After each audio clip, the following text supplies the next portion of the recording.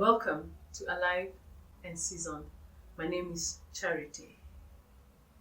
In a previous video, which you can go ahead and watch in our channel, Alive and Seasoned, we talked about what to do when you lose your job. And we asked the 5 powerful questions that you need to ask yourself when you lose your job. In this video, I will address question 1. If you have not had a chance to watch that video, please go ahead and check in our YouTube channel, Alive and Seasoned, the video on what to do when you lose your job. The first question that we address when we lose the job is, what adjustments do you need to make here and now that you have lost your job? Quick changes that you must make here and now because you no longer have that job that you depended on. There are 3 areas that you must address and address quickly. The first area is your mindset and your heart. Your mindset and your heart. The second area that you must address and address quickly is your social life. And the third area that you will need to address and address quickly is your financial issues. Let's go through these 3 areas and see how best we can handle them to make the best of the new situation. Your mindset and your heart. The first thing that you must do is you must accept the new reality. What is the new reality? You no longer have that income that you were expecting at the end of every month. What's the new reality? You no longer wake up to go to work every day and come back in the evening tired. And you're probably spending more hours at home or more hours out there trying to do this and the other. That's the new reality. The new reality is you probably you no longer have that status that you once had because you held a certain position in a certain organization. That's a new reality. So the first thing that you must do in your mind and in your heart and with your emotions is accept that new reality. No income, maybe social status has changed, the hours and the schedules have changed, accept that. But the second and the most important thing that you also must address as far as your mind and your heart is concerned is make a decision to work around your new reality, not work with your new reality. When you work with your new reality, it means you're accepting to stay at the place you are now. But I'm talking about addressing and making a decision to work around your new reality or above that new reality. That is a sign of progress and a willingness to move on. Life is about decisions. When you make a decision to work around what you have, then you set yourself apart and you set yourself on good ground to be able to move on and move on quickly. The second area that you need to address and make changes quickly is your social life. When I talk about your social life, that is your family and your friends. When it comes to the family and friends, there are certain things that you will need to do. 1, communicate the new development. Communicate to your family members and let them know that you no longer have that valued job that you had.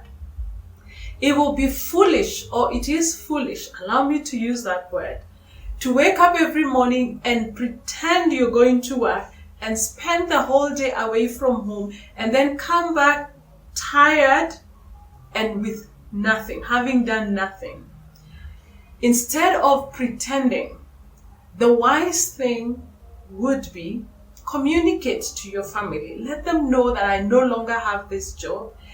And when you do that, they are also able to make the necessary adjustments that must be made for you to manage the transition period. Let me use an example. If you are the breadwinner and you lose your job and you no longer have that income and are not able to afford to buy this and the other for your children, what would be the wise thing to do? To pretend that you will buy them, or to let them know that I lost my job, but at such a time as when, I will get another job or I will generate another income, I will be able to get this or that.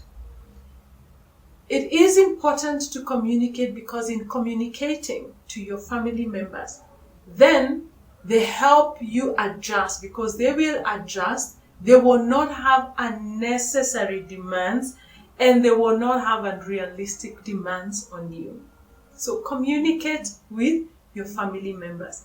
Allow them to also make the adjustments that are necessary so that you can work through this together. When it comes to your friends, communicate about your job loss. This is when you will know who your true friends are. When you communicate, some will fizzle out because you no longer have money. And that's okay. That's life. Let them be. But those that stand with you even after you have lost your job, that's a good friend and will stick with you for a long time. So communicate. The other reason why you need to communicate with your friends about your new situation is you will need to scale down on some of the social gatherings, some of the social meets and greets and, social activities with your friends. And if they do not know that you no longer have a job and therefore that income, they will expect that you show up. And when you don't show up, they will think whatever they want to think, and which is okay. But the wiser thing would be, let them know and excuse yourself from such engagements that would otherwise need, some finance, some expenditures, or some gatherings that come with expenditures. And it will help you keep only the friends that are true friends. A few other things that you need to look at socially. If you are the kind that would normally drive to pick, a cup of your favorite coffee as you go to work, or if you're the kind that would otherwise go and eat out, you may need to scale that down and instead consider eating at home. It will save you some shillings. It will save you some coins. The third area that you need to address quickly after you have lost your job is your finances. More often than not, this is deemed like the easiest part of dealing with job loss. It is only easy when you make the necessary changes as far as your social standing is concerned and as far as your mind and your heart is concerned. But when you refuse to handle it from the mind to the social, the finance part also becomes very hard. But when you look at your finances from the mind to the social and eventually to the actual money, it's a much easier journey and a much easier road to go down. So what do we do with our finances when we lose our job? The first thing that I recommend is throw away your credit cards. Henceforth, work with debit card only. Throw away your credit card. By the way, you really never needed it. The second thing that you need to do, and do quickly, visit your bank if you have a loan.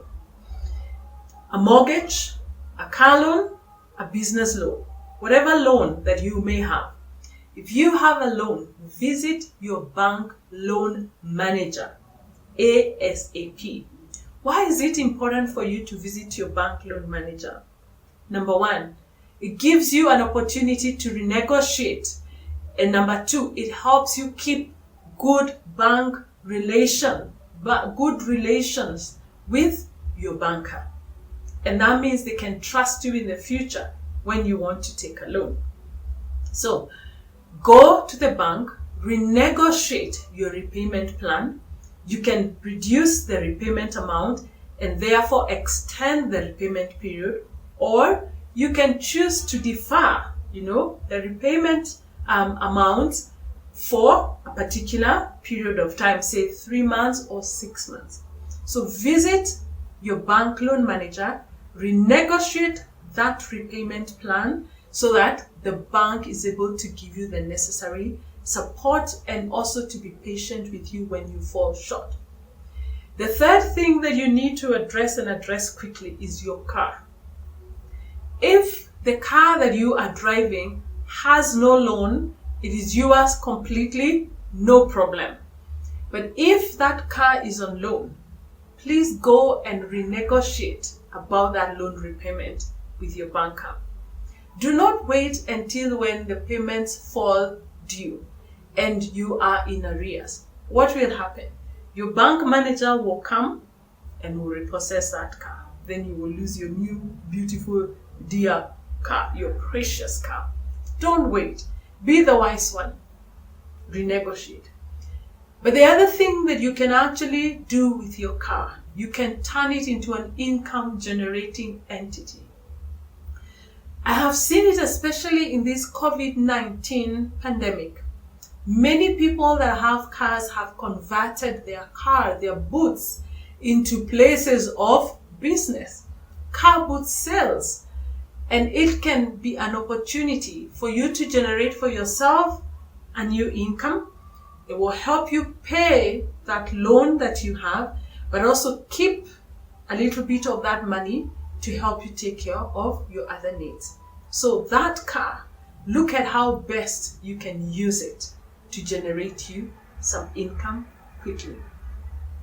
But if the car is yours and it's not on loan, no problem.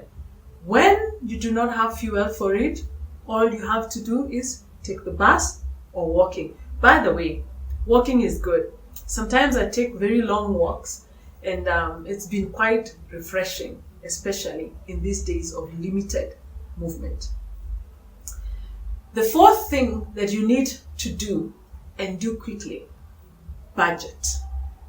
Draw up a budget. Draw up a budget that fits the money that you currently have, not the money that you're going to earn. If, for example, you have savings that you have been setting aside, you have, say, $10,000, dollars that you had set aside as a savings for a rainy day. Budget with that $10 for a 3-month period, and if possible, even to a 6-month period. Why is that important? It will help you manage the expenses that are very basic with what you have. And when I talk about the very basic needs, food, shelter, transport, and maybe some medical bills. Anything else at this point is a luxury. So, put up a budget, paper and pen, not in your head. Paper and pen. Draw up a 3-month budget, if possible, a 6-month budget with the money that is currently available to you. If you do not have any savings, it means you need to move a little bit faster to begin generating a new income quickly. But it is possible, for nothing is impossible if only you believe. The next thing that you need to look at as far as your finances are concerned is house. If you're renting a house, you may want to reconsider a scaled down rent. For example, if you are living in a high-end apartment and you can no longer afford that high-end apartment, it would be wise to move in a neighborhood that has lower rents while making sure that you do not compromise on your security and your basic amenities. And that is okay. It is not a crime to move from, a high-end apartment to what we would call an ordinary apartment. That is okay. That is what life is. The crime would be to imagine that you will stay at the high end and then the landlord comes and throws you out. That's worse. It's more intimidating. So be the wise person. Make the adjustment downwards if you need to move. Either renegotiate with your landlord or move house into a more affordable house. You're comfortable, you will be safe, and when you bounce back, you can move to your desired apartment. The other area that you need to look at as far as your finances are concerned is reconsider where you shop. For example, if you would normally shop for your groceries at the supermarket, you may reconsider shopping at the main market and shopping in bulk. It will help you save a few coins that can otherwise stretch and help take care of another area in your budget. And some of these adjustments sometimes end up being better choices. Finally, if you have school fees for yourself or for your children, the best thing is go and renegotiate a payment plan that works for you. It's about building relationships. Do not hide. If you need to scale down, it is okay. My mother always reminds me, there is nothing new under the sun. Everything that we go through, somebody else has been through it. And it is okay to have to make the necessary changes.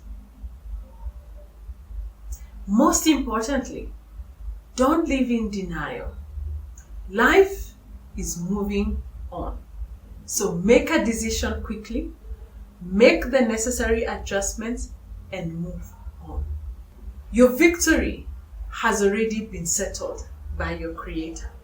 But you have to stretch out, reach out for that victory, and partake of it and enjoy the benefits of that victory. Most importantly, stay alive and seasoned. If the content of this video has added value to your life and to you, please feel free to share it with family and friends. Take your time. Please take time to like, leave a comment, and even subscribe. Stay alive and seasoned. Adios.